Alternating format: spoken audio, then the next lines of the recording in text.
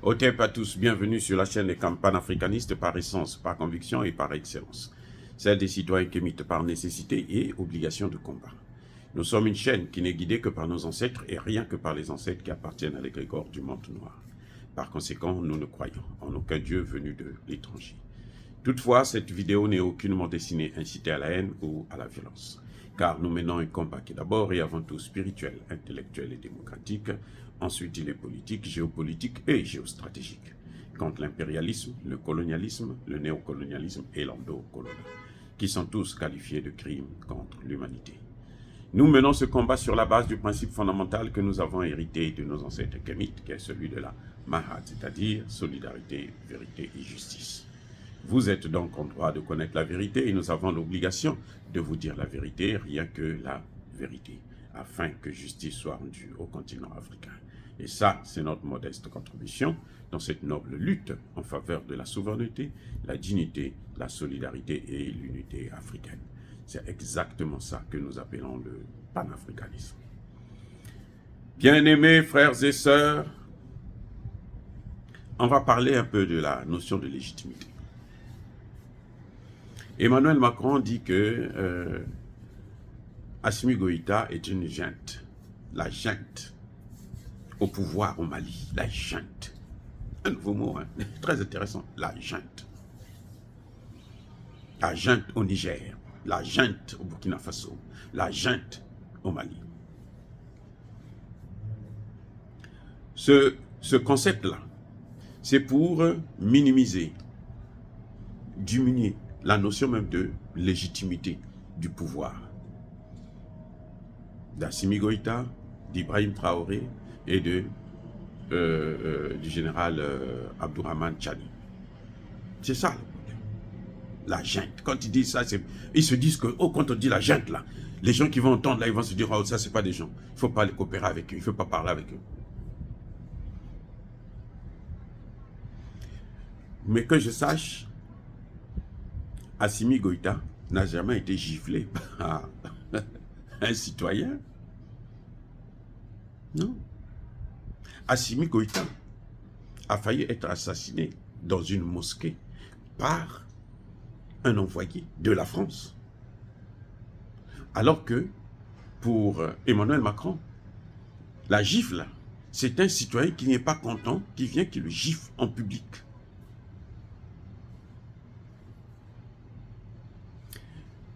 Assimi Goïta ne gouverne pas avec le 49-3. Il est obligé de passer outre le Parlement et de décider. C'est un dictateur. C'est ça la dictature. Décider sans avoir l'avis, l'autorité. Et oui, on l'a vu par exemple quand Emmanuel Macron demande à la CEDEAO de faire la guerre au Niger. Il y a quelle légitimité là? Est-ce que c'est pas ça une junte? Lui, il est junte, non pas seulement en France, mais il est junte internationale. La junte internationale, il faut appeler ça. Que ce soit les Américains, que ce soit les Français, que ce soit les Anglais, que ce soit les Allemands, tous ce sont des juntes. Et leur junte à eux, c'est international, parce qu'ils se donnent un pouvoir au niveau international que personne ne leur a donné. Eh oui. Eh oui. Et, vous savez, la France a envoyé des armes en Ukraine. Quand ça arrive, les officiers ukrainiens regardent les armes et disent, mais ça c'est quoi cette partie? Ça vient d'où ça? Oh non, on leur dit non, mais c'est la France qui a envoyé. Aïe! Et prenez ça, renvoyez ça. Vous savez quoi? Ils disent que ça, c'est bon pour l'Afrique. Parce que là-bas, on ne connaît pas les vraies guerres. On ne fabrique pas des armes. Donc, donnez-leur ça, ils vont gérer ça. Mais ici, là, nous, on veut des armes. La réponse qu'on a donnée à Emmanuel Macron. Lui qui est légitime. Eh oui. Donc, la notion de légitimité que Emmanuel Macron évoque, c'est une notion de fou. C'est-à-dire que si tu as la tête sur les épaules, là, tu ne peux pas parler de ça, la légitimité. La légitimité, c'est lorsque le pouvoir vient du peuple. Maintenant, ce peuple a plusieurs façons de s'exprimer. On n'est pas obligé de passer par des urnes que eux ils contrôlent. Ce sont eux qui contrôlent les urnes. Regardez au Congo démocratique, il y a eu élection. Les Congolais ont voté pour Martin Fayulu. Emmanuel Macron est venu, il a imposé Félix Tshisekedi. Vous voyez, c'est ça. Ça, c'est pas la légitimité. Ni Tshisekedi, ni Emmanuel Macron, les deux personnes n'ont une légitimité. Alors qu'on a vu au Mali, au Burkina, au Niger, lorsque il y a le coup d'État, la population sort pour soutenir les militaires. Pour dire aux militaires, c'est ça que nous voulons. Le cas du Mali est encore même plus patent, puisque le cas du Mali, c'est que c'est la population qui, chaque vendredi, sortait dans la rue pour dire, nous, on ne veut plus de ce gouvernement-là. Ils ont levé les mains vers Dieu pour dire, mais Dieu, enlève-nous ce bandit. Le fameux Ibeka personnel. Enlève-nous ce bandit-là, ce traître. C'est incapable, c'est incompétent. C'est là que l'armée va prendre, venir. Eh oui. Et Ibeka était légitime pour qui? Mais pour la France. Bon, maintenant, laquelle est la vraie légitimité? Est-ce que c'est la légitimité de la France? Est-ce que c'est la France qui légitime nos pouvoirs ou c'est nos peuples? Le cas de Ibeka, c'est clair. Regardez comment la France a fait le coup d'État avec Damiba. Et ils ont légitimé ça. Non, là, ils n'en parlent plus de junte. Damiba, on le voit en veste, en train de boire le champagne avec Macron, c'est la belle vie. Oh, mon cher Macron. La population dit, mais nous, c'est pas pour ça qu'on t'a amené là. Tu dois partir. Depuis que Traoré est venu là, tout le monde ne fait que le louer. Vous avez quelques hommes politiques que la France arrive à corrompre, qui, bon, se déchaînent, qui perdent la tête et qui veulent créer des problèmes à Ibrahim Traoré. Mais la population est là, ça ne marche pas.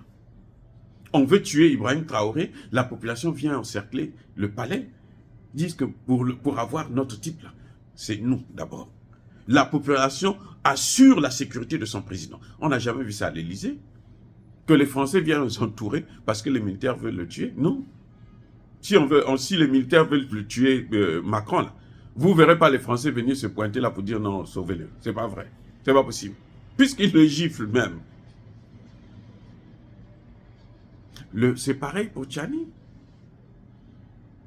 Et Tchani, c'est encore un exemple vraiment intéressant à regarder, à étudier. Puisque quand le fameux légitime, là, hein, le fameux élu démocratiquement, il a été élu par le peuple. Il a des problèmes. Il ne se tourne pas vers ce peuple qu'il a élu. Lui, il préfère aller prendre la France pour venir tuer ce peuple-là. Il dit non, France, venez tuer ce peuple. Alors, ce n'est pas le peuple qui a fait le coup d'État. Vous voyez comment ça se passe? Et pourquoi il veut tuer le peuple? Parce que ce peuple-là a soutenu le coup d'État. Ce peuple-là, c'est lui qui a demandé à ce que toi, là, tu dois partir. Parce que nous, on ne peut pas faire autrement.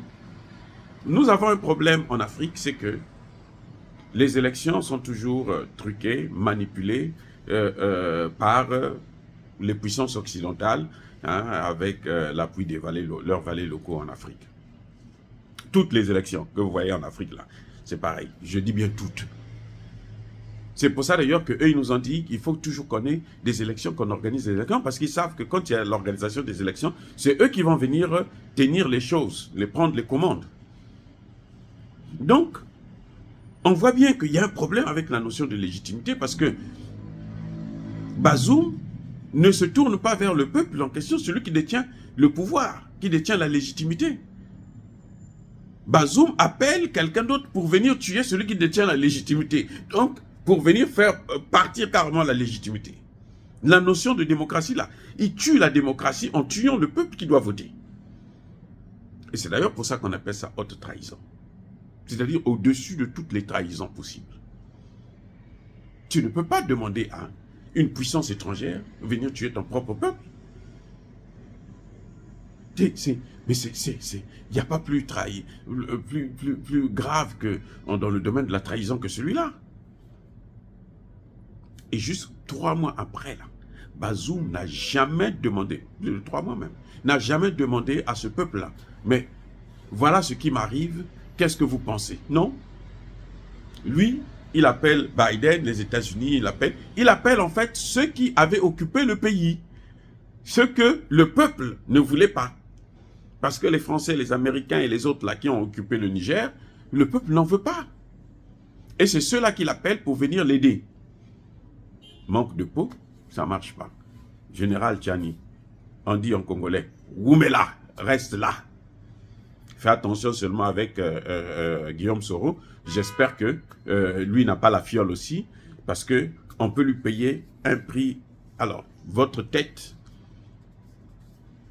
des milliards pour votre tête. Donc, faites attention. C'est pas mauvais, c'est un Africain, c'est normal qu'il rentre chez lui, puisque en Côte d'Ivoire, il n'y a pas la justice. D'ailleurs, il a contribué à ce qu'il ne puisse pas avoir la justice en Côte d'Ivoire. Mais, faites attention. Et pareil pour le Burkina Faso, en faisant venir, en allant négocier, faire la coopération militaire avec le Rwanda, vous êtes en train de coopérer directement avec les États-Unis, avec l'OTAN, avec la France. Et donc, c'est comme si vous n'avez rien fait. À vous de voir. Il ne faut pas que le succès vous transforme. Oui, le succès parfois détruit l'homme. Le succès use. Vous devez garder la tête froide. Le peuple vous soutient. N'abusez pas du soutien du peuple en allant signer des accords de coopération avec des gens que vous connaissez qui sont des génocidaires. Même s'ils ne sont pas jugés, mais vous le savez qu'ils ne sont pas jugés parce que ce sont les Occidentaux qui les ont légitimés. Voilà la notion de légitime. La légitimité pour eux, c'est ça. C'est qu'on est légitime quand c'est eux qui décident, quand c'est eux qui vous ont choisi. Si c'est votre peuple, vous n'êtes pas légitime. Dire cela, c'est inciter à la haine ou à la violence. Non. Il n'y a pas colère, veille à malheur. Encore une fois de plus, bien-aimés frères et sœurs, je persiste et je signe. Soyez bénis. Soyez abondamment bénis par le Dieu des Kémites et par nos ancêtres angélisés. Mais que tous ceux qui persécutent le continent africain le pillent et le déstabilisent. Qu'ils soient noirs, blancs, chinois, arabes, indiens, qui qu'ils soient punis, maudits, foudroyés, neutralisés, écrasés, effacés par ce Dieu des Kémites et par nos ancêtres angélisés. Vive l'Afrique éternelle. J'ai dit et j'assume.